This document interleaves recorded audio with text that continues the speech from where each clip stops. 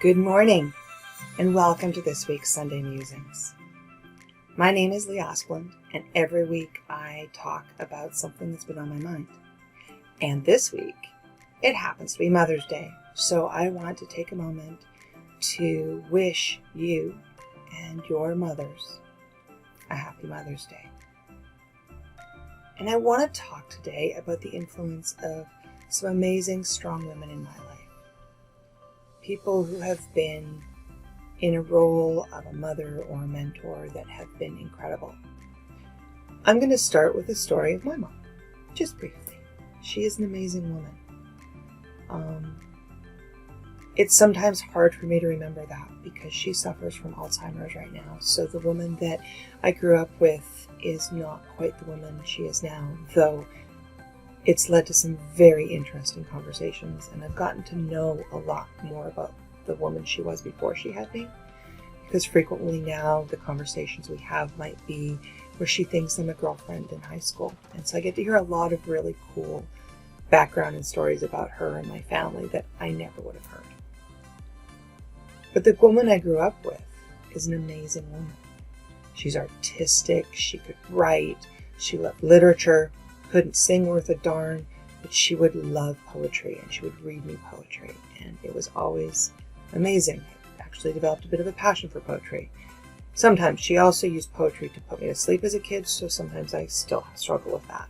But she was patient with me because I was a child of science, and this was very confusing to her, just as I did not always understand her artistic side.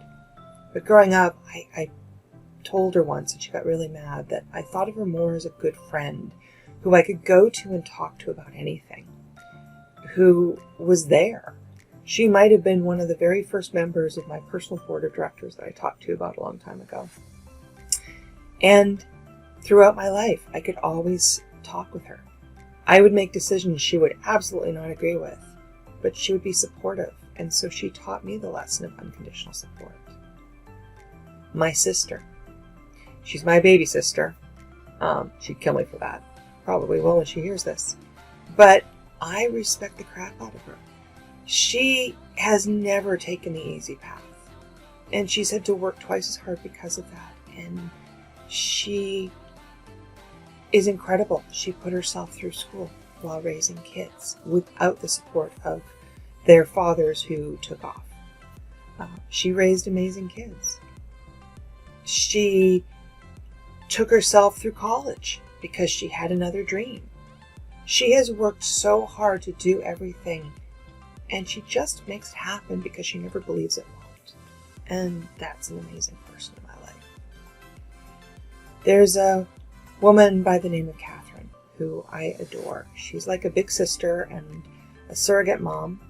And when I went off to graduate school, she was one of the early people that I met. And she was there, and she challenges me constantly, and she supports me unconditionally, and she's always got lessons for me, and she always pushes me to be the better me that I can be, and that's an amazing gift.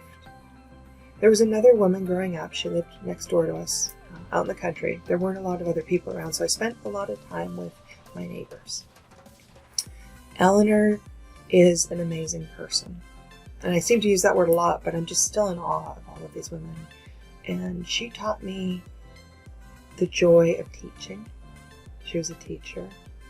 And she taught me that gardening wouldn't kill me and to even enjoy it. It's funny, I would garden over at her house for hours, and I hated gardening at home. Go figure.